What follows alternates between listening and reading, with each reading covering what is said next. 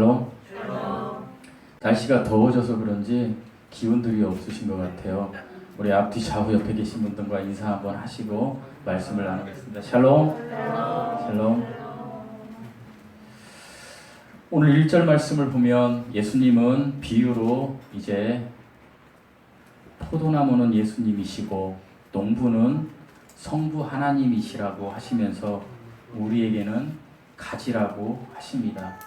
여기에서 나는이라고 번역된 헬라어가 여러분이 제가 누차 말씀드렸기 때문에 잘 아시는 출애굽기 3장 14절의 에고 에이미입니다. I am that I am. 나는 스스로 존재하는 자니라 라는 나는의 뜻이 있습니다.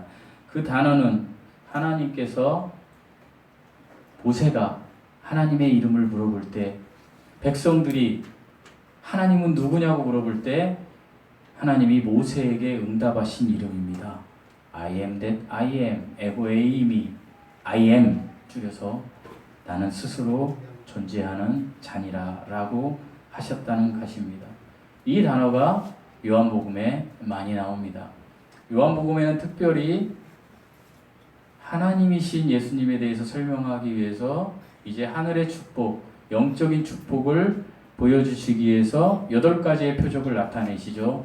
7가지의 표적을 이미 나타내셨고 마지막 한 가지 십자가의 죽음은 이제 요한복음 19장에서 나올 것인데 또 그와 동일하게 요한복음에 또 나오는 한 표현이 있는데 그게 바로 나는이라는 것입니다.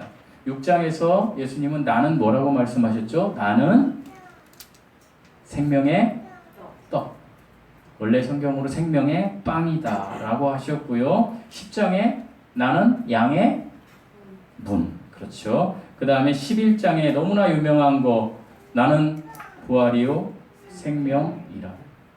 그리고 14장에서는 뭐라고 하셨죠? 예수님께서 14장 6절에 나는 길이요 진리요 생명이다 라고 말씀하시고 이제 15장에서는 예수님은 나는 포도나무이다.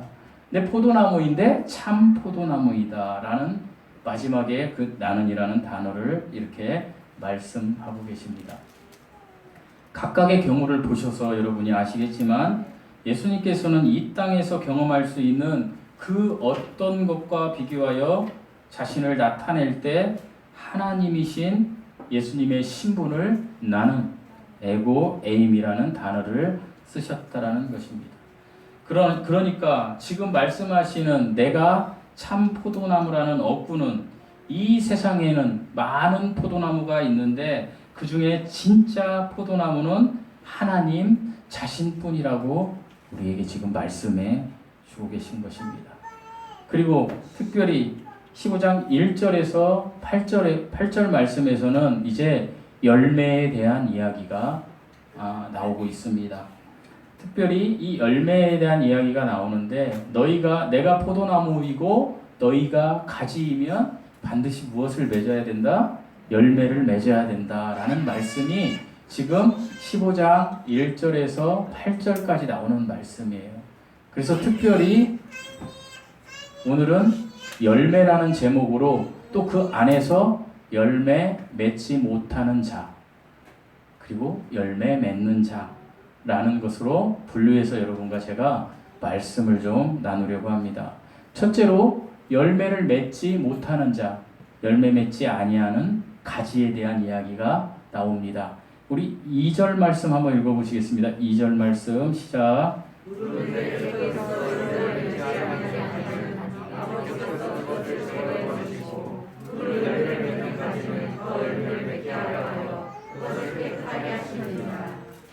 그리고 5절에서 6절 말씀도 읽어보시겠습니다. 시작. 나는 포도나무여 너희는 가지라. 그가 내 안에 내가 그 안에 거하면 사람이 열매를 많이 맺나니 나를 떠나서는 너희가 아무것도 할 수 없습니다. 사람이 내 안에 거하지 아니하면 가지처럼 밖에 열매처럼 하리니 사람들이 그것을 보아야 그를 근처에 사람입니다.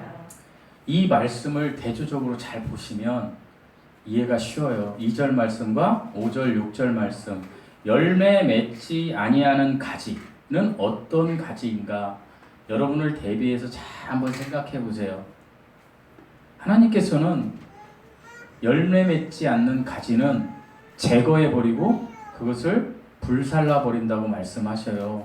그러면 가지는 가지인데 열매 맺지 못하는 가지가 어떤 가지인지에 대해서 우리가 알아볼 필요가 있는데 그것이 5절과 6절 말씀에 설명이 되어 있어요. 특별히 5절 후반부에 예수님께서 이렇게 이야기하셔요. 나를 떠나서는 너희가 아무것도 할 수 없느니라. 사람이 내 안에 어떻게 거하지 아니하면 가지처럼 밖에 버려져 마르나니. 그러니까 이게 뭐예요? 예수님 안에 거하지 않는 사람이 열매 맺지 못하는 가지라는 거예요. 그러니까 여기에서 주님이 이야기하시는 건 직접적인 것은 아마도 가룟 유다를 가리켜서 이야기하시는 거일 거예요. 왜냐하면 3년 반 동안 예수님을 따랐고 그저 가지인 것처럼 행동했으나 그가 정작으로는 예수님을 믿지 않는 자였다라는 거예요. 그러니까 오늘날로 말씀드리면 저와 여러분처럼 목사도 하고 교회도 다니고 신앙생활 한다고 하는데 그리고 내가 교회에 안 가면 왠지 지옥 갈 것 같으니까 교회도 다니면서 종교생활도 하는데 직접적으로 그리고 외적인 신앙 고백도 하는 거예요. 그래서 사람이 볼 때는 예수 그리스도와 결합되어 있는 가지처럼 보여요. 얼마든지 신앙 고백도 하고 기도도 해요. 그러나 예수님이 보실 때는 가짜였다라는 거예요. 가룟 유다처럼. 무서운 이야기죠. 그죠? 우리가 구원받는 것은 되게 쉬워요. 예수 그리스도를 영접함으로 믿음을 선물로 받으면 구원받아요. 그런데 중요한 사실은 그것이 사람들에게는 그렇게 알려질 수 있어요. 가룟 유다처럼. 그런데 정작 하나님이 보실 때는 네가 진정으로 나를 영접하지 않았다고 하는 자들이 바로 열매 맺지 못하는 가지 그리스도 안에 있지 않았던 자들이라고 주님이 이야기하시는 거예요. 그러니까 열매 맺지 못하는 자들은 하나님 앞에, 누구 앞에요? 하나님 앞에 한 번도 신실하지 못했던 사람들이라는 거예요. 여러분, 우리가 복음을 왜 전해야 되냐면 이런 사람들이 너무나 많다는 거예요. 그래서 우리가 정말 예수 그리스도를 받아들여서 내가 구원받았다라면 제가 조금 이따 얘기하겠지만 열매 맺는 자로서의 삶을 살아가야 돼요. 그런데 이 열매 맺지 못하는 자들은 예수님께서 어떻게 하신다라고 이야기하시냐면 누가복음 8장 18절에 그러므로 너희가 어떻게 들을까 스스로 삼가하라. 누구든지 있는 자는 받겠고 없는 자는 그 있는 것도 있는 줄로 아는 것까지 빼앗기리라. 있는 줄로 아는 것까지 다 빼앗겠다라는 거예요. 성경에 이런 사람들이 나와요. 여러분 신약 성경에 보면 사두개인과 바리새인과 서기관과 율법사들이 나와요. 근데 이 사람들은요, 잘 보세요. 어떤 사람들이었어요? 모세 오경을 다 외웠던 사람들이에요. 우리가 창세기부터 창세기, 출애굽기, 레위기, 민수기, 신명기까지 다 외울 수 있는 사람이 있나요? 저는 못 외워요. 여러분 외우세요? 근데 이 사람들은 다 외웠어요. 그리고 그것을 인용해서 사람들을 가리켰어요. 그런데 예수님께서는 이들이 구원받지 못한 자들이고 이들이 지금 누가복음 8장 18절에서 이야기하는 그 있는 줄로 알았던 것까지 다 뺏길 자들이라고 이야기하시면서 이들이 바로 오늘 포도나무의 진정한 가지가 아니었다라고 말씀하고 있어요. 그래서 우리가 여기에서 중요한 사실을 발견할 수 있어요. 우리가 하나님의 말씀을 묵상할 때에, 먹을 때에 누구한테 가장 먼저 적용해야 할까요? 우리가 하나님의 말씀이 많이 나오죠. 사랑에 대한 거, 성령의 열매에 대한 거 이런 걸 많이 나오고 여러분이 묵상도 많이 할 거예요. 그러면 그것을 누구에게 가장 먼저 많이 적용해야 할까요? 나에게 적용해야 되는 거예요. 나에게 적용하면 심히 무섭고 떨릴 수 있어요. 왜? 내 삶이 그렇게 못 따라가기 때문에. 그럴 때 우리가 하나님을 한 번 더 찾는 거예요. 하나님을 한 번 더 의식하는 거예요. 그게 여호와를 경외하는 거예요. 그럴 때 하나님께서 그것을 이길 힘을 우리에게 주시는 거예요. 열매 맺는 자의 삶을 살아갈 수 있도록 해주시는 거예요. 그런데 여전히 우리는 그리스도 안에 있지 않는 유선자들과 같이 그리스도 안에 있지도 않으면서 그리스도 안에 있다라고 착각 속에서 살아갈 수 있어요. 그들은 사람들이 보기에 번성한 나무까지일 수 있어요. 포도나무에. 와, 저 사람은 예수님이라는 포도나무에 엄청나게 번성했네. 와, 대단하네. 하는데 주님께서 너는 아니야. 너는 불살라질 수 있어. 너는 바리새인과 사두개인과 율법사와 서기관 같은 사람들과 똑같은 자들이야. 근데 그 사람들의 대표적인 특징이 뭐예요? 다른 사람들을 하나님의 말씀으로 정죄했다라는 거예요. 그들은. 근데 하나님께서 뭐라고 그래요? 세리와 창녀 이런 사람들에게 하나님의 친구요 자녀라고 하는 거예요. 여러분, 하나님의 말씀을 많이 알면 좋지만 하나님의 말씀을 많이 아는 것이 나의 죄를 방패 삼는 방패막이가 되고 다른 이웃을 정죄하는 도구가 된다라면 하나님의 말씀을 모르는 게 좋아요. 왜? 하나님의 말씀을 많이 알아서 바리새인들과 같이 될 수가 있어요. 여러분, 이 시대에 회개를 하지 않는 부류들이 있는데 그 사람들이 대개 누군지 아세요? 하나님의 말씀을 지식으로 많이 아는 사람들이 그렇게 되는 거예요. 이런 사람들을 열매 맺지 못하는 자라 그러고 주님께서는 에스겔서 15장 1절과 4절에서 이렇게 말씀하고 계세요. 여호와의 말씀이 내게 임하여 이르시되 인자야 포도나무가 모든 나무보다 나은 것이 무엇이랴? 숲속에 여러 나무 가운데 있는 그 포도나무 가지가 나은 것이 무엇이랴? 그 나무를 가지고 무엇을 제조할 수 있겠느냐? 그것으로 무슨 그릇을 못을 만들 수 있겠느냐? 불에 던질 땔감이 될 뿐이라. 불이 그 두 끝을 사르고 그 가운데 태웠으면 제조에 무슨 소용이 있겠느냐? 이게 무슨 말이에요? 하나님이 보실 때 열매 맺지 못하는 자들, 그리스도 안에 거하지 않는 자들은 종국에 결코 꺼지지도 않고 그 화력도 줄지 않는 영원한 불 속으로 거하게 될 거라는 거예요. 지옥에 갈 거라는 것이죠. 얼마나 무서운 이야기인가요? 여러분, 특별히 요한복음 15장 1절에서 8절에 우리는 깊게 한번 생각해 볼 필요가 있어요. 제가 여러분의 구원관을 흔들려고 하는 것은 결코 아니고요. 우리가 한번 하나님 앞에 나를 진정으로 내어놓고 내가 열매 맺지 못하는 가지인지를 한번 깊게 생각해 볼 필요가 있다라는 거예요. 나는 지금까지 신앙생활이 나의 회개를 위해서 내 성품의 변화를 위해서 내가 살았는지 아니면 내가 다른 사람을 정죄하거나 다른 사람을 사랑으로 대하지 않고 경쟁의 대상으로 생각하며 하나님의 뜻에 맞지 않게 살았는지를 우리가 그렇게 깊게 생각해 볼 필요가 있다라는 거예요. 저는 이 첫 번째 대상에 여러분이 단 한 명도 되지 않기를 바랍니다. 그리고 이제 이어서 두 번째 부류의 가지가 나와요. 저는 우리 성도들이 모두가 다 이 두 번째 부류의 가지가 되기를 축복하고 그렇게 될 것이라고 믿으면서 말씀을 나누려고 해요. 둘째로는 열매 맺는 가지예요. 따라서 해보겠습니다. 나는 열매 맺는 가지입니다. 저는 여러분 열매 맺는 가지가 되기를 축복하면서 말씀을 전하겠습니다. 우리 2절 말씀 다시 읽어보시겠습니다. 2절입니다. 시작.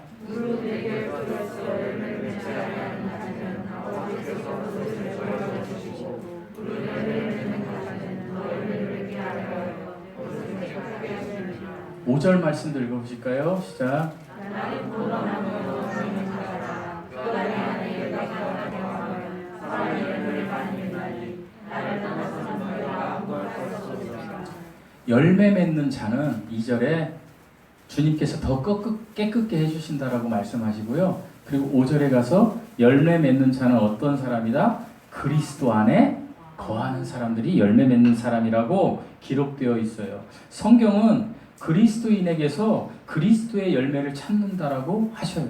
그러니까 여러분이 그리스도인이 되었다라면 그리스도의 열매가 저와 여러분에게서 나와야 된다라는 거예요. 이 말을 다른 말로 하면 성령의 열매예요.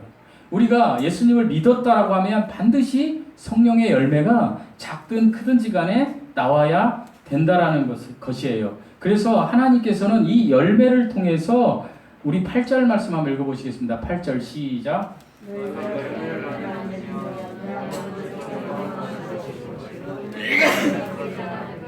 자, 뭐라고 말씀하셔요? 8절에 너희가 여러분이 열매를 많이 맺으면 내 아버지께서 무엇을 받으신다 그래요? 영광을. 여러분, 제가 사람이 왜 태어나고 왜 여기 있다라고 말씀드렸어요. 하나님께서 왜 여러분을 여기 두셨다 그랬어요? 하나님의 영광을 위해서. 이사야서 43장 7절, 골로새서 1장 16절에 하나님의 영광을 위해서 여러분이 여기 있다라고 그랬어요. 근데 이 하나님의 영광, 이 영광이라는 게 뭐라고 말씀드렸어요? 이거 잊어버리시지 않았으면 좋겠어요. 삶에서. 여러분이 하나님께 영광 돌린다고 할 때 이 영광이 뭐라고 그랬어요? 영광이 뭐라고 그랬어요? 일주일에 한 번씩 예배 드리니까 항상 잊어버려요. 그죠? 일주일에 예배를 계속 드려야 되는데, 새벽 예배를. 이 영광은 피조물을 통해서 하나님이 표현되는 게 영광이라고 그랬어요. 그러니까 우주 만물의 모든 피조물들은 하나님의 영광을 나타내요. 여러분, 태풍이 지금 또 올라오고 있고, 저번에 태풍이 와서 휩쓸을 때 그 태풍을 보면서 사람들이 놀라는 거예요. 그 태풍이 하나님의 영광을 나타내는 거예요. 전능하신 하나님의. 근데 특별히 하나님이 가장 영광받고 싶은 피조물이 하나 있었는데 그게 누구예요? 사람이에요. 그래서 사람이 하나님께 영광 돌린다는 건 뭘까요? 다른 말로 하면, 자, 여러분이 하나님께 영광 돌린다는 말이 다른 말로 하면 저를 좀 보세요. 뭐예요? 나를 통해서 하나님이 표현되는 거. 더 쉽게 얘기하면 나를 보고 내 남편이 예수님을 보는 거. 나를 보고 내 아내가 예수님을 보는, 내 아내가 예수님을 보고, 나를 보고 내 자녀가 예수님을 보고, 나를 통해서 예수님이 표현되는 거. 이게 하나님의 영광이에요. 그런데 예수님께서 지금 뭐라고 말씀하세요? 너희가 열매를 많이 맺으면 하나님의 영광을 뭐라고 말씀하셨어요? 하나님이 아버지가 영광을 받으실 것이요. 그러니까 여기에서 열매를 맺으시면 되겠죠, 여러분이. 그런데 이 열매가 뭐예요? 이 열매는요, 하나님께서 우리를 통해서 나타내시려고 하는데, 그 열매는 갈라디아서 5장 22절에서 이렇게 말씀하고 계세요. 성령의 열매는, 잘 들어보세요. 오직 성령의 열매는, 따라서 해보시겠습니다. 사랑과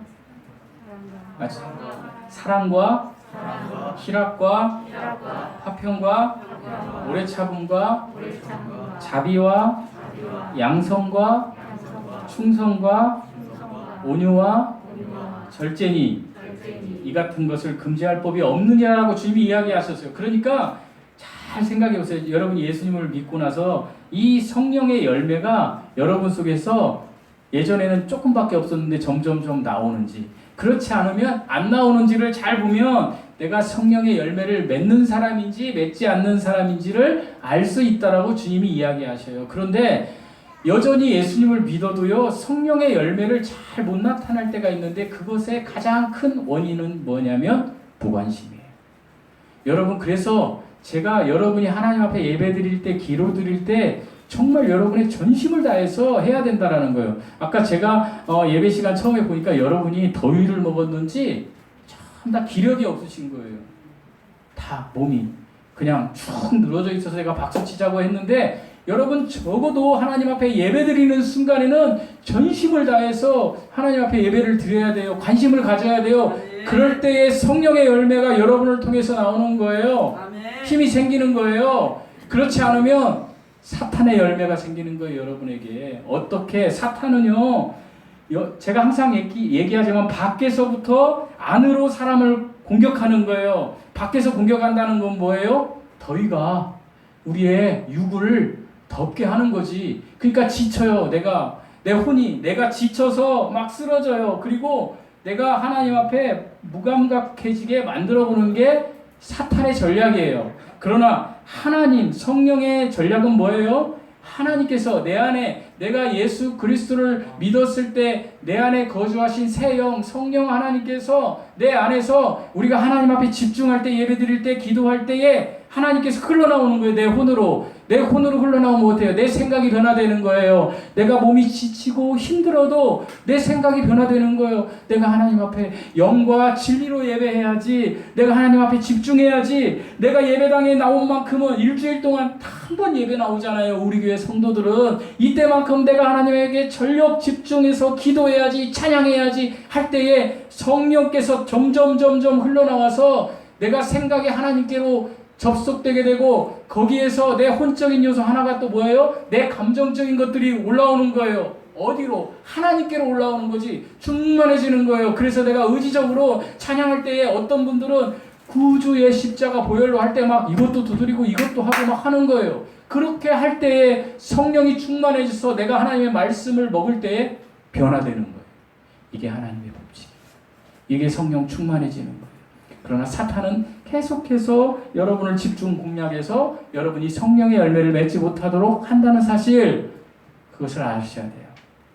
우리 4절 말씀 읽어보시겠습니다. 4절 말씀 시작.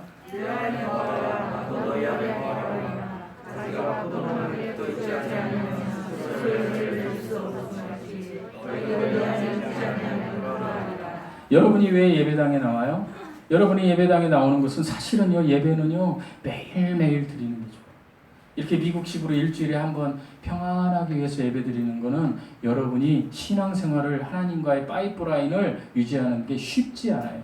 물론 그렇게도 하는 분들이 계세요. 그런 분들은 대단한 분들이죠. 어쨌든 사람들은 모이지 않으면, 흩어지면 하나님을 떠나서 살 수밖에 없는 존재라는 걸 하나님이 너무나 잘 아셔서 여러분에게 이런 공동체를 주시고, 이 공동체를 통해서 우리가 그리스도 안에 거할 수 있는 그런 많은 것들을 주시는 거예요. 여러분 교제하면서, 또 말씀을 들으면서, 찬양하면서, 기도하면서 그리스도 안에 거할 수 있는 공동체를 허락하신 거예요, 주님이. 그래서 교회 공동체가 중요한 거예요. 여러분, 교회는요, 우리가 주향기 사랑 교회지만 이것은 어쩌면 복수적인 개념이에요. 예배당을 같이 쓰는 우리가 교회 공동체죠. 교회는 뭐예요? 에클레시아. 여러분이 교회예요. 구원받으셨으면. 불러냄을 받은 자들. 여러분들이 교회인 거예요. 그래서 여러분이 교회라면 늘 그리스도 안에서 거하면 돼요. 그리스도 안에 거하면, 그리스도는 뭐라 그랬어요? 포도나무라고 말씀드렸어요. 그래서 이 포도나무에 거하면 우리가 열매를 많이 맺고요, 깨끗게 된대요. 깨끗게 된대요. 그러니까 이 끈을 놓으시면 안 돼요. 따라서 해보시겠습니다. 예수님의 끈을 놓지 맙시다. 여러분, 죽을 때까지 예수님의 끈을 놓지 마세요. 그럴 때 주님께서 우리에게 네가 내 끈을 놓지 않으면 내가 너에게 특권을 줄 거야. 특권이 뭐예요? 나만이 누릴 수 있는 권리. 그러니까 그리스도인들만이 누릴 수 있는 권리를 주시겠대요. 그 권리가 7절 말씀에 나와 있어요. 7절 말씀 읽어보시겠습니다. 시작.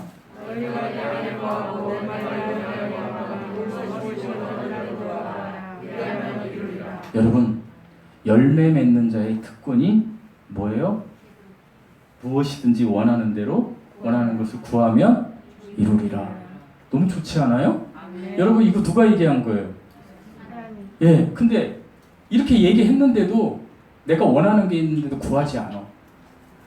제가 정말 부탁인데, 여러분 예배당에 나오면 먼저 기도부터 하셔야 돼요. 정말로요.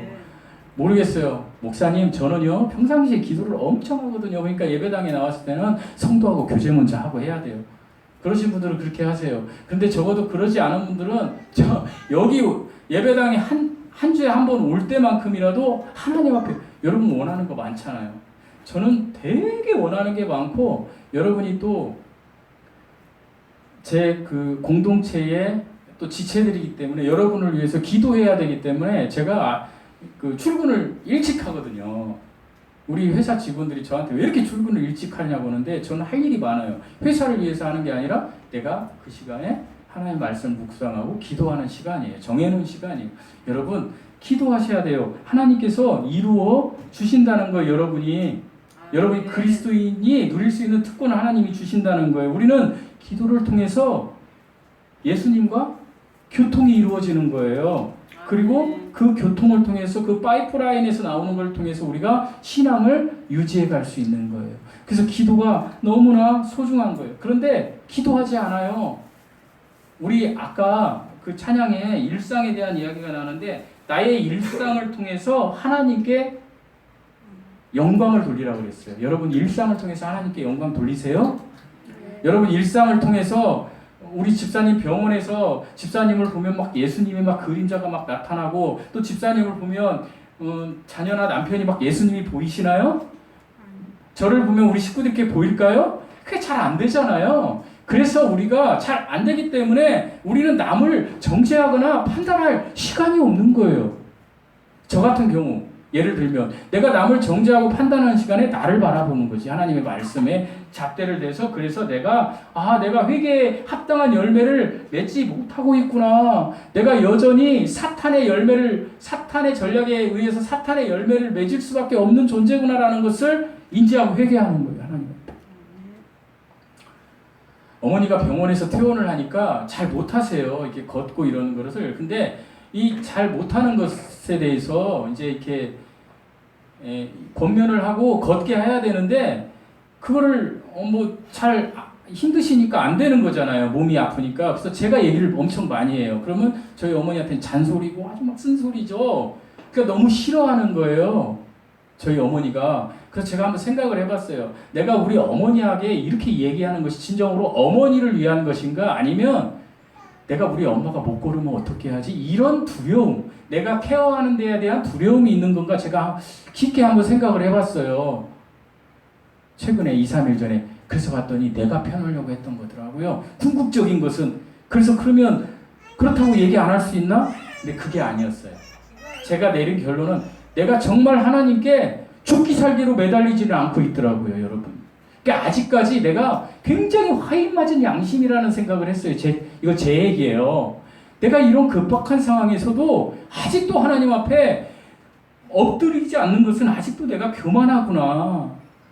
여러분 되게 그렇지 않나요? 사람이 당신 죽어. 그러면 어떻게 해요? 바로 예수님 믿는 사람들 같으면 하나님께 막 살려달라고 나오잖아요. 근데 일상이 편안하면 결코 나오지 않아요, 사람들이. 그러나 우리에게도 충격적인 사건들이 얼마든지 있을 수 있어요.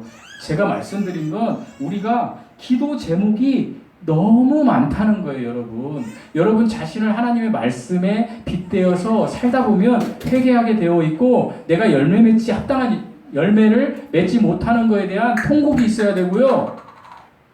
그리고 내가 하나님께 이제 돌이켜주려는 애절함이 있어야 되는 거예요.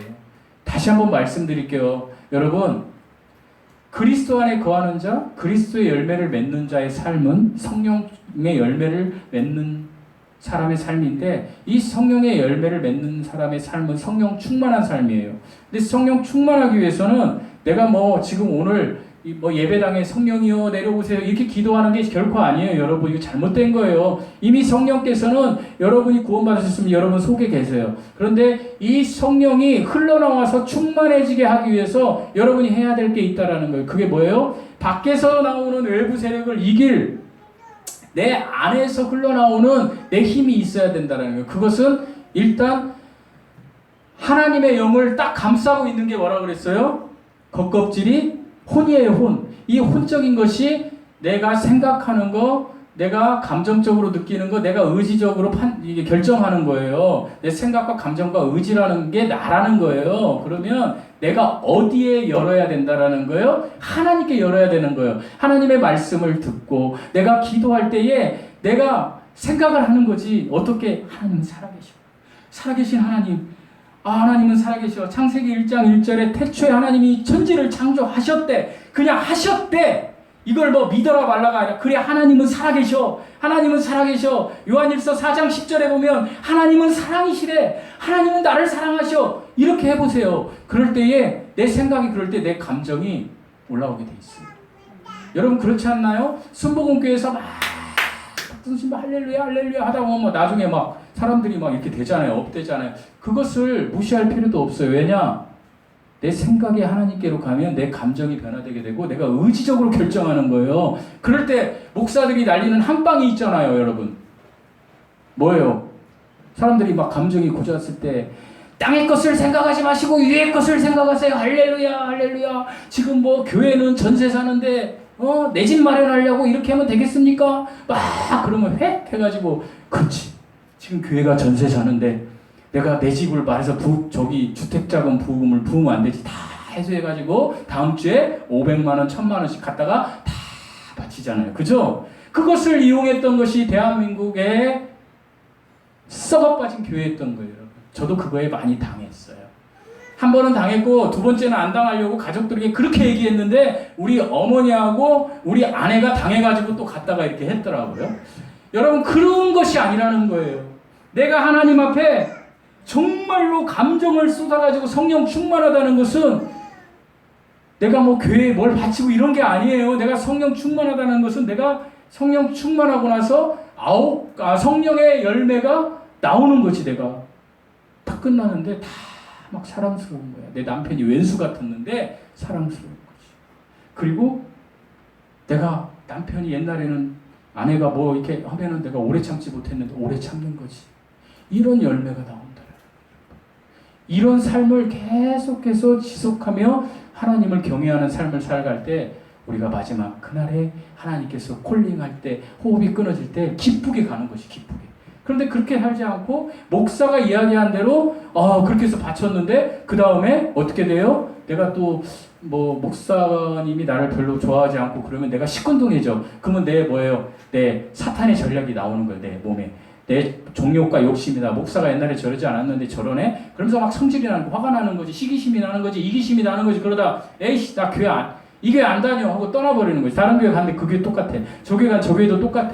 목사들이 뭐 할 때마다 뭐 헌금해라, 뭐 할 때마다 기도받을 때마다 50만 원씩 내라. 그러니까 이 똑같은 새끼들 나 교회 안 다닐 거야 라고 하는 가난한 성도가 지금 우리나라에 200만이래요.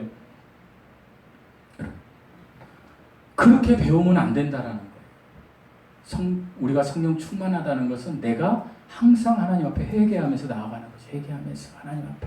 그럴 때에 목사가 얘기하지 않아도 여러분이 저절로 하는 거예요. 저절로. 그게 물질이든 봉사든 헌신이든 전도든 여러분이 저절로 하는 거예요. 여러분 이제 이 땅에서 우리가 이런 신앙생활을 한번 해봅시다. 이런 열매 맺는 신앙생활을 해봅시다. 그저 인간의 그 입술에 녹아나는 것이 아니라 하나님의 말씀에 입각해서 그래 내가 구원받은 자로서 나는 마땅히 성경 말씀 읽어야 되고 내가 마땅히 하나님께 구해야 돼. 왜? 하나님이 다 이루어 주신다는 거잖아요. 지금 믿으십니까? 이루어 주신대. 근데 왜 안 구하세요? 이루어 주신다는데 여러분 구하세요. 그리고 늘 그리스도 안에 거하세요. 그럴 때 여러분 인생이 하나님이 쓰시는 인생이 될 것입니다.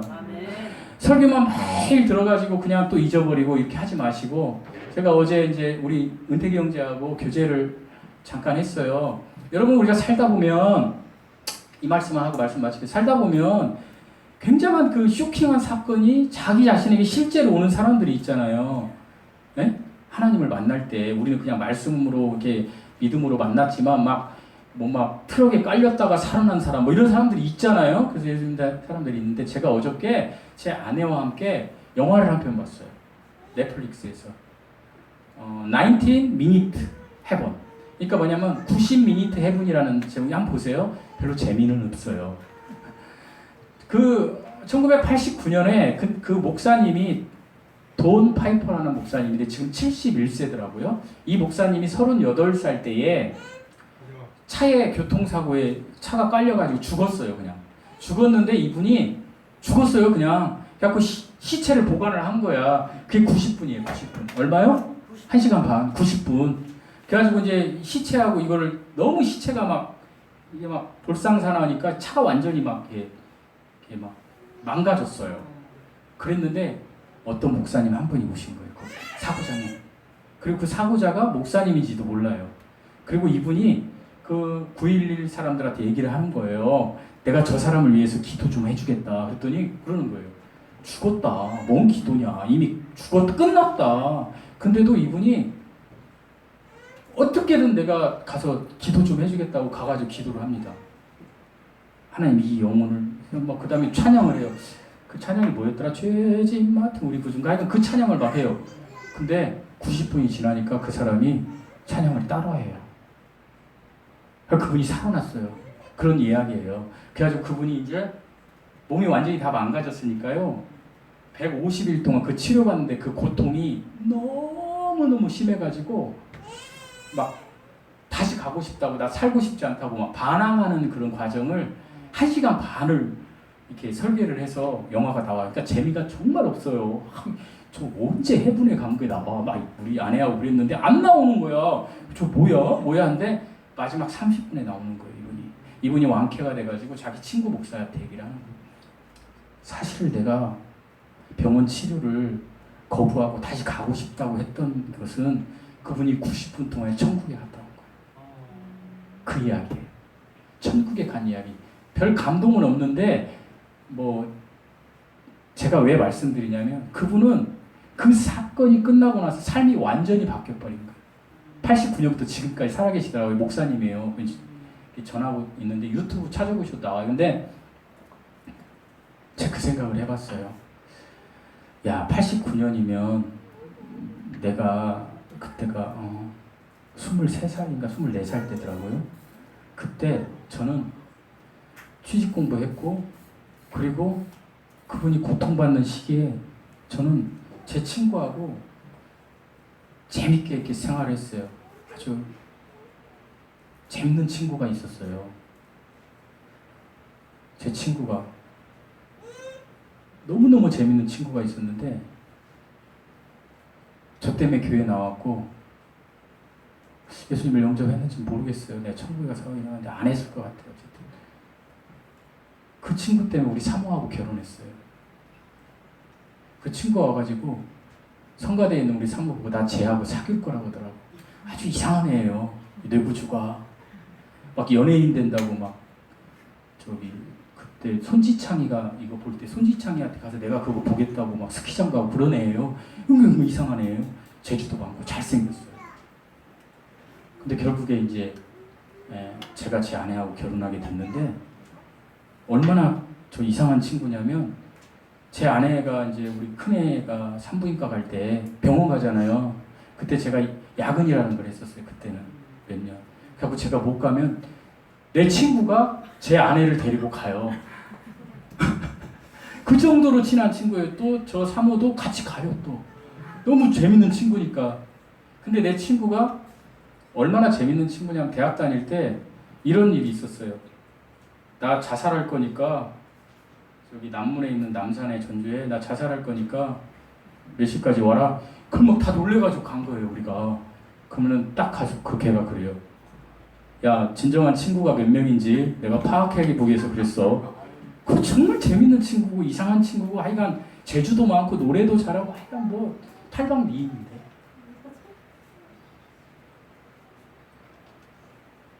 어쨌든 저 때문에 교회를 좀 나왔고 우리 사모 때문에 나왔고 한 번은 나와가지고 자기 취직한 월급을 다 가져왔더라고요. 이거를 이 중앙성결교회에 지금 거기다 다 바치겠대요. 왜? 쟤 꼬시려면 내가 이 교회에 정착을 해야지. 바치지 마. 그런 친구예요. 근데 그렇게 재밌는 시절을 보냈어요. 우리 아이 낳고 성령이까지. 성령이를 전주 데려가면 지 딸처럼, 성령 기억 못하지 애기니까 국밥집에 갔는데 지 딸처럼 이렇게 안고 내 딸인데 그런 친구였는데 그렇게 너무 재밌게 보냈고 나도 다 믿고 저도 나를 다 믿고 장가를 가서 이제 지금 살았으면 너무 재밌을 거고 아마 우리 교회 왔을 거예요. 다 데리고 그런 친구예요. 29살에 죽었어요. 심장마비로. 제가 그 영화를 보면서 그 친구 생각이 났어요. 용우. 아, 저 목사님은 24살 때에 저 고통을 당하고 지금까지 살아서 저렇게 하나님 일을 하는데 내 친구 용호는 24살 때 나하고 그렇게 재밌게 보내다 29살에 딱 끊겼거든. 죽었거든. 호흡이 있을 때 정말 하나님을 두렵고 떨리는 마음으로 찾아서 열매를 맺어야 되겠다. 그 생각을 했어요. 여러분, 두렵고 떨리는 마음으로 하나님을 찾으세요. 그럴 때 하나님께서 여러분에게 평안을 주시고 여러분의 하염없는 사랑과 은혜를 주실 거예요. 이 은혜가 여러분에게 임하시기를 축원드립니다. 기도하시겠습니다. 우리 다 함께 이 시간 하나님께서 너희가 내 안에 거하고 내 말이 너희 안에 가 무엇이든지 원하는 대로 다 이루게 해주시겠대요. 여러분이 원하는 거 다 구하세요. 여러분 입술을 크게 열어서 구하지 못할 분들은 속으로라도 하나님 아버지 하나님 이렇게라도 이 시간 간절히 하나님 앞에 한번 구해보세요. 하나님께서 여러분에게 이루어 주실 것입니다. 우리 다 함께 말씀을 생각하면서 잠시 기도하는 시간 갖겠습니다. 기도하시겠습니다. 할렐루야. 사랑이 많으신 하나님 아버지 감사합니다. 하나님 아버지 우리